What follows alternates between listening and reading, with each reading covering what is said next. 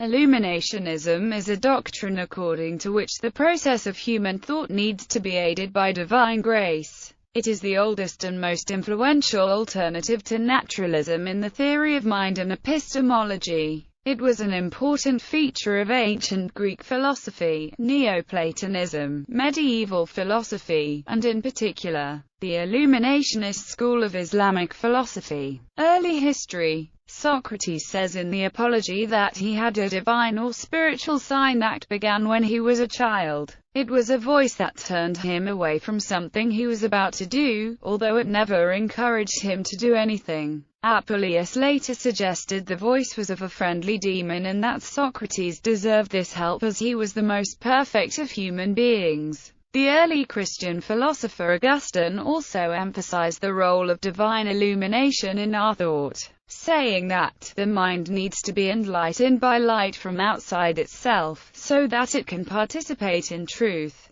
because it is not itself the nature of truth. You will light my lamp, Lord, and you hear nothing true from me which ye have not first told me. Augustine's version of Illuminationism is not that God gives us certain information, but rather gives us insight into the truth of the information we received for ourselves. If we both see that what you say is true, and we both see that what I say is true, then where do we see that? Not I in you, nor you in me, but both of us in that unalterable truth that is above our minds. Augustine's theory was defended by Christian philosophers of the later Middle Ages, particularly Franciscans such as Bonaventura and Matthew of Aquisparta. According to Bonaventura, things have existence in the mind, in their own nature, and in the eternal art. So the truth of things as they are in the mind or in their own nature, given that both are changeable, is sufficient for the soul to have certain knowledge only if the soul somehow reaches things as they are in the eternal art.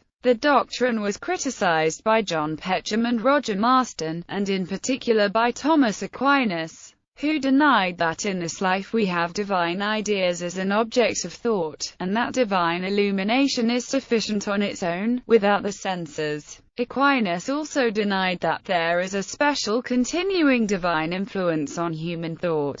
People have sufficient capacity for thought on their own, without needing new illumination added onto their natural illumination. The theory was defended by Henry of Ghent. Henry argued against Aquinas that Aristotle's theory of abstraction is not enough to explain how we can acquire infallible knowledge of the truth, and must be supplemented by divine illumination. A thing has two exemplars against which it can be compared. The first is a created exemplar which exists in the soul. The second is an exemplar which exists outside the soul, and which is uncreated and eternal. But no comparison to a created exemplar can give us infallible truth. Since the dignifier of man requires that we can acquire such truth, it follows that we have access to the exemplar in the divine mind. Henry's defense of Illuminationism was strongly criticized by the Franciscan theologian Duns Scotus, who argued that Henry's version of the theory led to skepticism. Iranian school of Illuminationism, influenced by Avicennism and Neoplatonism. The Persian or Kurdish philosopher Shahab al-Din Suhrawardi, who left over 50 writings in Persian and Arabic, founded the school of Illumination. He developed a version of Illuminationism. The Persian and Islamic school draws on ancient Iranian philosophical disciplines, Avicennism, Neoplatonic thought,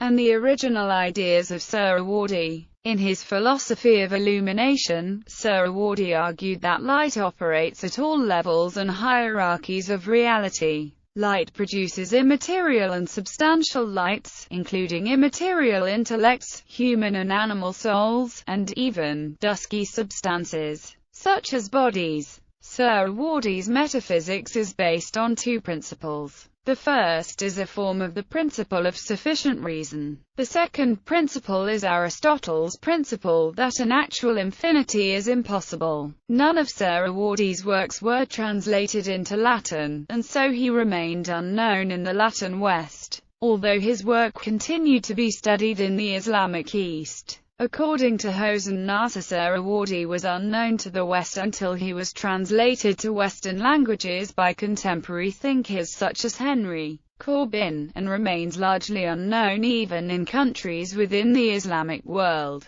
Sahrawardi tried to pose a new perspective on questions like the question of existence. He not only caused peripatetic philosophers to confront with new questions but also gave new life to the body of philosophy after Avicenna. According to John Walbridge, Sahrawardi's critiques on peripatetic philosophy could be counted as an important turning point for his successors. Although Sahrawardi first was a pioneer of peripatetic philosophy, he later became a Platonist following a mystical experience. He also counted as one who revived the ancient wisdom in Persia by his philosophy of illumination. His followers, such as Shah Zuri, Qutb al-Din al-Shirazi, tried to continue the way of their teacher. Sahrawardi makes a distinction between two approaches in the philosophy of illumination. One approach is discursive and another is intuitive.